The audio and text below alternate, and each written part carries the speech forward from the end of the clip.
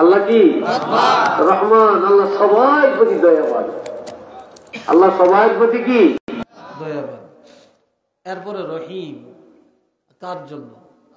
রহিম অর্থ দয়ালু, অনন্ত দয়ালু। এটা কার জন্য?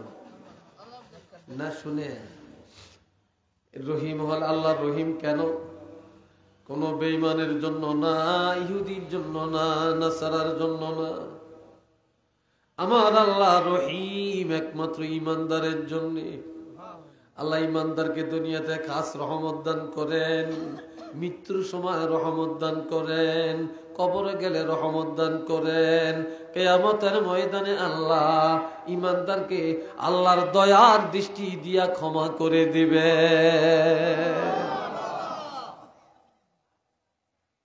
এই জন্য আল্লাহ রহিম, এই জন্য আল্লাহ কি রহিম।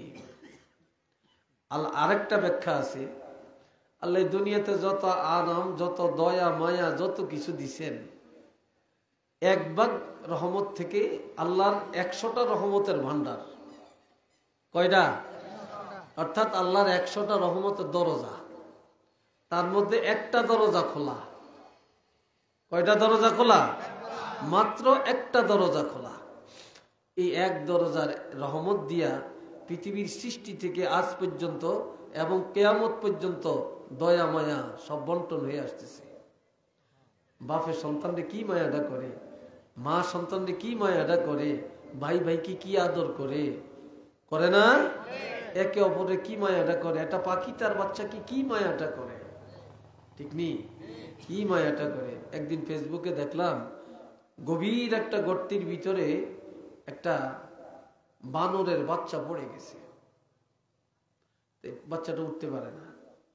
বানর তার লেজটাকে নিচে দিয়া, পাও দিয়া ধরিয়া রাখছে। বানরটা যেন মায়ের বা বাপের লেজে ধরিয়া সে উঠতে পারে। কি মায়াটা, কি আদর! এত যত্ন, এত মায়া করে সন্তানকে লালন পালন করে। ওই সন্তান তো নিমখারা হইয়া যায়, পরবর্তীতে বড় হইলে এই মাকে আর বাপকে ভুলে যায়। কথা ঠিক না? মাকে আর বাপকে ভুলে যায়, কত নিমখারা বলে। এ ভাইরা রে আমার আল্লাহর 100টা রহমতের ভান্ডার, এক ভাগ রহমত থেকে সবাইকে রহমত বন্টন করে দিচ্ছে, কিন্তু আর 99টা রহমতের দরজা বন্ধ।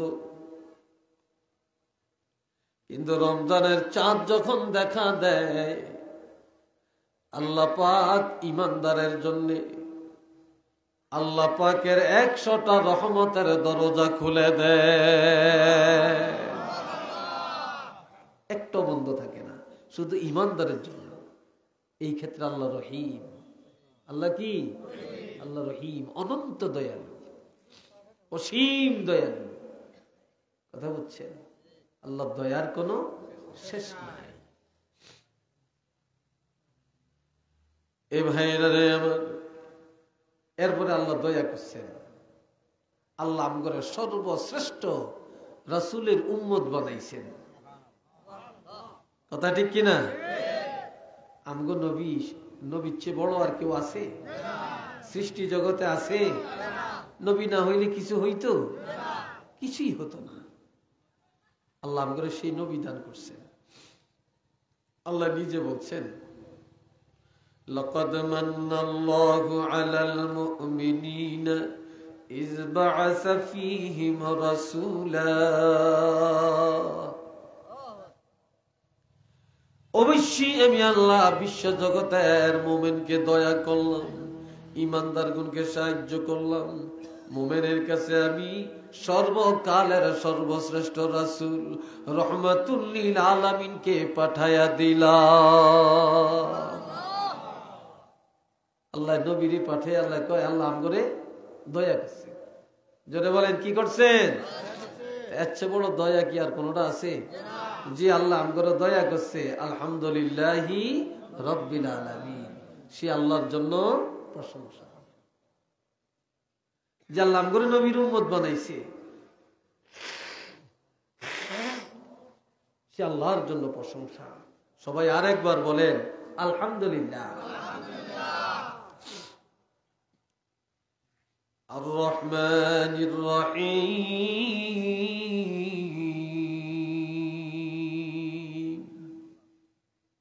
আনাগো বাইদের নদী আছে নি? আছে। নদীর মাছ আপনারা খাননি? কি আনা খাওয়াইছেন কিনলি? 1 নম্বর। আমনে 1 নম্বর না যাইবেন 1 নম্বর? ও আচ্ছা আচ্ছা, মাশাআল্লাহ, মানুষও 1 নম্বর। এই ভাইরা রে আমার, হাজারো আইটেমের মাছ নদীতে উৎপাদন করে আল্লাহ বান্দা বান্দিরে খাওয়ায়।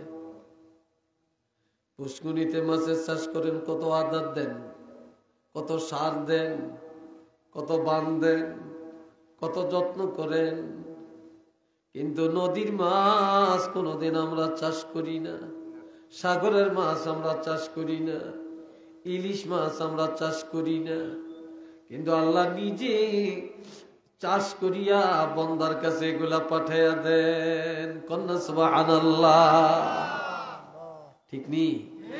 বন্দার কাছে পাঠিয়ে দেন। কিভাবে শুকর আদায় করবেন? ক্ষমতা তো নাই আমাদের। এখন যে আল্লাহ রহমান, যে আল্লাহ রহিম, এ আল্লাহর আর কি পরিচয়? মালিকি ইয়াউমিদ্দিন,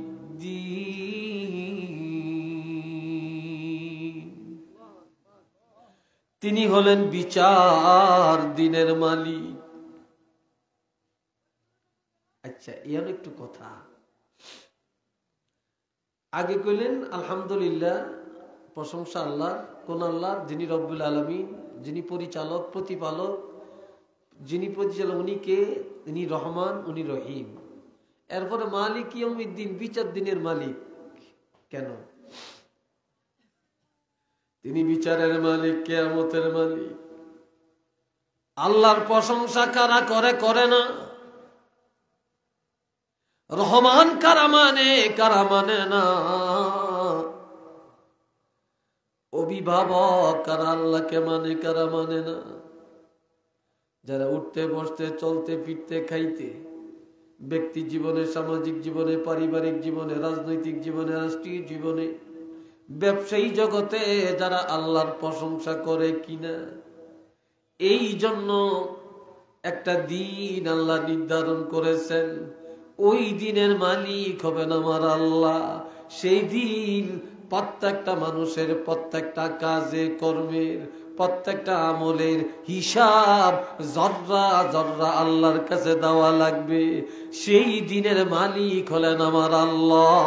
একটু চিল্লে বলেন না সুবহানাল্লাহ।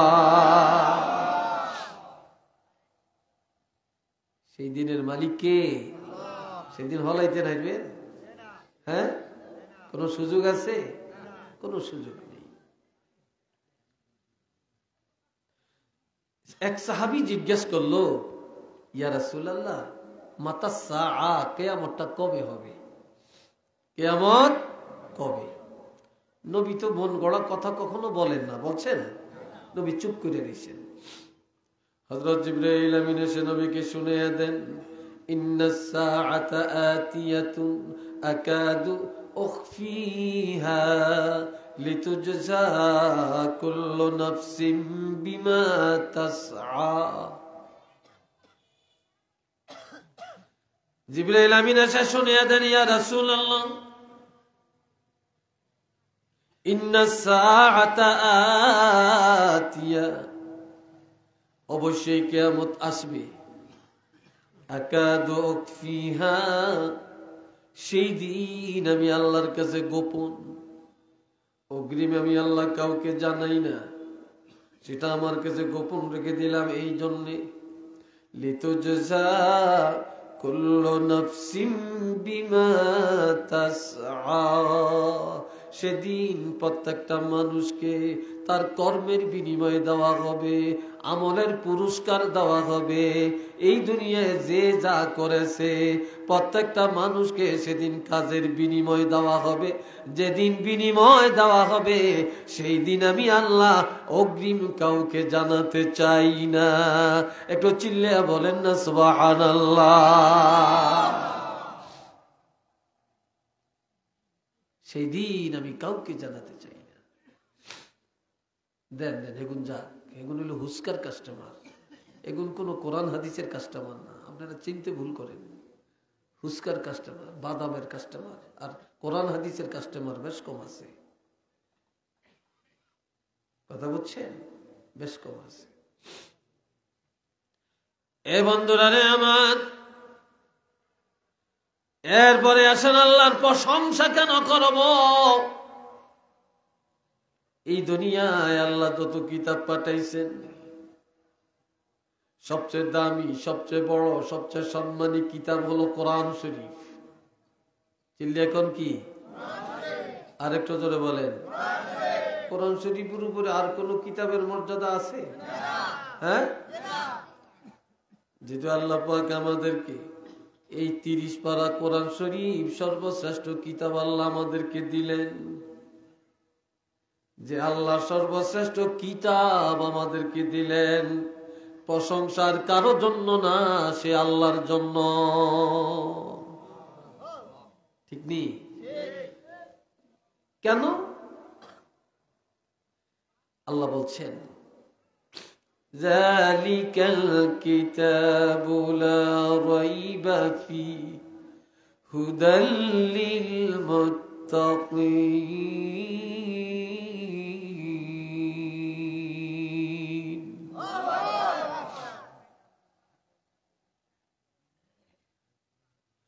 এটা এমন একটা কিতাব, এই কিতাবের মধ্যে বিন্দু মাত্র সন্দেহ নাই, ভুল নাই, পরিবর্তন নাই, পরিবর্তন নাই, সংস্কার করার অধিকার কারো নাই। এটা এমন কিতাব, যে কিতাবের মধ্যে মুত্তাকিনের জন্য হেদায়েত আছে। এর অর্থ এটা এমন কিতাব, যেই কিতাবের মধ্যে ইমানদারের জন্য বিধান, নামাজের বিধান, হজের বিধান, যাকাতের বিধান, পর্দার বিধান, রাজনীতির বিধান, রোজার বিধান, হজের বিধান, ব্যবসার বিধান, বিবাহের বিধান, তালাকের বিধান।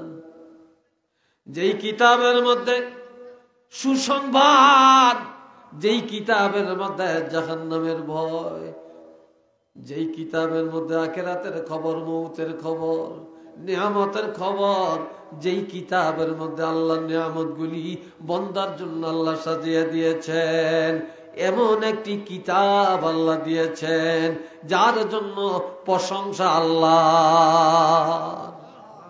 সুবহানাল্লাহ, জোরে কোন। আমগো কিতাবের মধ্যে কোনো ভুল আছে? কোনো পরিবর্তনের ক্ষমতা আছে? একটা নোক্তার মধ্যে আছে? জের জবরের মধ্যে আছে? কোন হরফের মধ্যে আছে? নাই। আর এই কোরআন কেমন কোরআন আল্লাহ দিচ্ছেন নাম করে?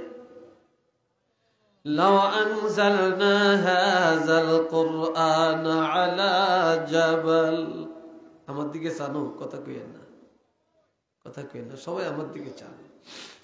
আল্লাহ, আমার আল্লাহ বলেন, হাবিব, এই 30 পারা কোরআন আমি আল্লাহ যদি পাহাড়ের মধ্যে রাখতাম, আল্লাহ কি রাখতে পারতো না? কথা কয় না, দিতে পারতো নি? গাছের মধ্যে রাখতে পারতো না?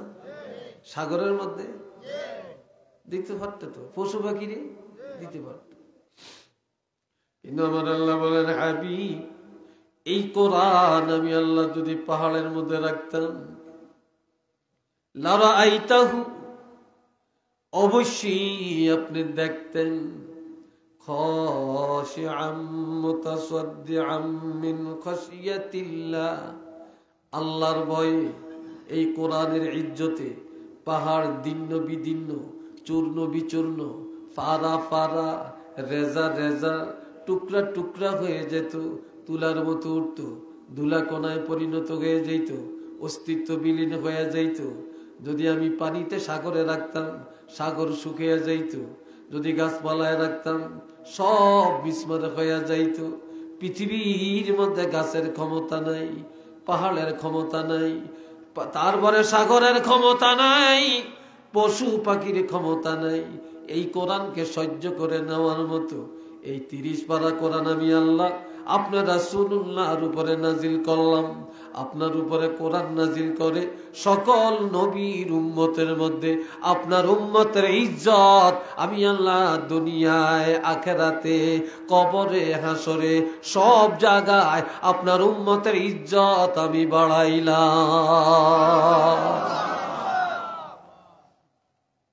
আমগো নবীর ইজ্জত আল্লাহ, নবীর উম্মতের ইজ্জত আল্লাহ বাড়াইছেন এই কোরআনের খাতিরে। কন্যা সবাই আলহামদুলিল্লাহ। কথা বুঝতেছেন আমার? হুট করিয়া একজন উঠেন কি লেগা, উঠেন কি লেগেন, রোগটা কি আমরা, কোন ভাষায় কথা বলবো আমি? আফসোস লাগে। এখনো যা আছে আশেপাশে বেগুন এই জায়গায় ধরতো না, বেগুন আসলে জায়গায় আর এখনো কোনো গভীর দায়িত্ব না। হাজরাইতে এখনো আইছে তো নির্বাচন, রাত 12টার পরে লামবো, যাই মাসে দুয়ারও ঠেলবো। কথা ঠিক নেই না? অনেক শুরু হয়ে গেছে। হ্যাঁ, এই সঙ্গে ঘুমটুমাইতো না, সব রোগ হয়েছে ও আজও গেলে পয়সা না। 3 বাহাদুর আটতে আছে আর আঙুর দিকে চায়, বুঝলেন? আইব এগুলো ঘুরিয়ে আইব, ওই সামনে 2 বাহাদুর যায়। ওই আবার ব্যাডমিন্টন কি রে, হ্যাঁ মারেতে নিয়েছে। আল্লাহ খুন বিজাইবেন। আবার দোয়ানদার আমগরে বহে, হুজুরা খালি এই ডাক ডুক দিয়ে ব্যাক লয়ে যায়, আঙ্গ পয়সা কিনে দিন বন্ধ হয়ে যায়। ঠিক নেই? আল্লাহ এ ভাইরা আমার, এখন আল্লাহ বলেন ওয়াতিলকাল আমসালু নদরিবুহা লিন্নাস। আমি আল্লাহ দৃষ্টান্তগুলি মানুষের কাছে এই জন্য উপস্থাপন করি লাআল্লাহুম ইয়াতাফাক্কারুন, যাতে করে বিশ্ব জগতের মানুষ কোরআন নিয়ে চিন্তা করে, গবেষণা করে, তাকের মধ্যে ফালিয়া না রাখে, গিলাপ লাগাইয়া ফেলে না রাখে, কোরআন যেন বুঝে না রাখে, বারবার পাতা উল্টায়, ঘুরায় ফিরায়, বারবার পড়ে, বারবার এই কোরআনকে বুঝার চেষ্টা করে। একটু চিল্লে বলেন না সুবহানাল্লাহ। আল্লাহ করে কোরআন দিছে, খুব ইজ্জত। কোরআন হাতে হরিয়া গেলে সুমা খাইতাম, কোরআন হাতে হরিয়া গেলে লবণের হোলটা সদকা দেয়। হ্যাঁ, আল্লাহ কোরআন দিছে এটা বারবার উল্টানোর জন্য, ফড়নের জন্য। যত পড়বেন তত লাট হইব, তত পাতা কালো হইব। আমরা তো উল্টাই না। আমেরিকাতেন বাহে হুতের কাছে একটা সিডি লেখছে, মার কাছে লেখছে। এখন মায় সিডিটা পড়িয়ে হরতে পারে না, তো ওই তো দেখো হুজুর একটু হরিয়া জানতেন আর কি লেখছে, তো হরছে বুঝাইছে। আবার হুজুর আপনি একটু হরেনছেন, এই হুজুরে বলছে আপনি একটু বুঝিয়ে দেন। তো এই সিডিটা বুকো রাখে, হাতে রাখে। আবার আর আনহুতে একটা চিঠি দিছে, একটু বুঝিয়ে দেনছেন। এইভাবে যায় বুঝার জন্য একটা চিঠি। আর আল্লাহ কয় আমি একটা চিঠি আমার পক্ষ থেকে পাঠাইলাম, আমি আল্লাহ একটা কোরআন পাঠাইলাম, এটা তো আমার পক্ষ থেকে বন্দারে চিঠি দিলাম, যে আমার বন্দা তো নিজে বুঝবে, বুঝতে না পারলে যে বুঝে তার কাছে যে বুঝার চেষ্টা করবে। সুবহানাল্লাহ কর, কথা ঠিক না? তার কাছে যে বুঝার চেষ্টা করবে।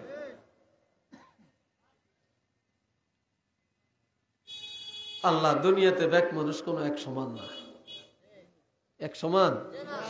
যেতে জানে আর যে জানে না এক সমান, যে নামাজ পড়ছে আর যে পড়ে না এক সমান, যে জান্নাতি আর যে জাহান্নামী এক সমান। হ্যাঁ, যারে আল্লাহ আকল দিছে যারে আল্লাহ দেয় না এক সমান। যেই বউগা খুব ভালা ভদ্র আর যেই বউগা জগড়ি এক সমান, এক সমান না।